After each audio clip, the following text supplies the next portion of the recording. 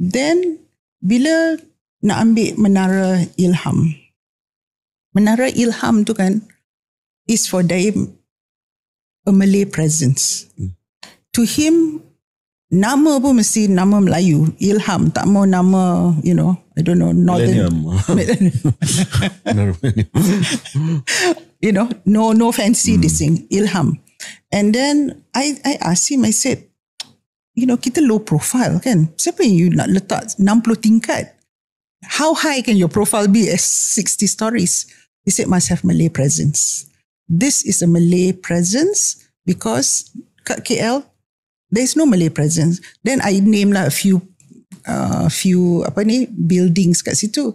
Dia kata, kita tak ada concession, kita tak ada monopoly, kita tak ada AP, kita tak ada privatized project, kita tak ada apa. Kita buat business. Yang important, he said, I am an anak Melayu from Kedah. I succeeded. Of course, I succeeded from hard work and all that. And also with God's, Allah punya blessing. I want this to be, ada kita punya presence in the city, the heart of the city. So I said, is that a political statement? He said, yes. I'm doing it for the Malays. And that tu pun dia pernah ambil.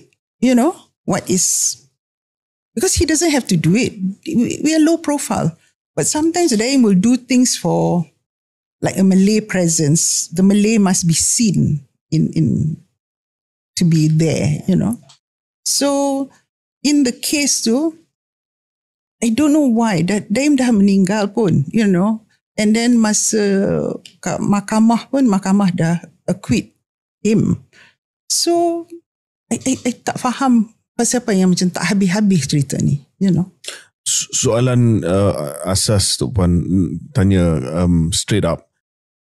Segala aset yang dikatakan SPRM telah bukukan, contohnya 132 juta di London,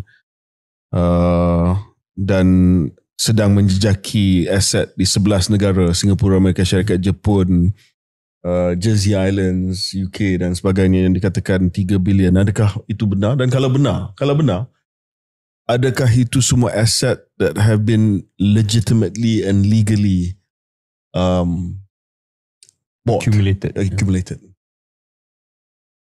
Number one, all these figures came from MECC, SPRM. I don't know where the figures come from.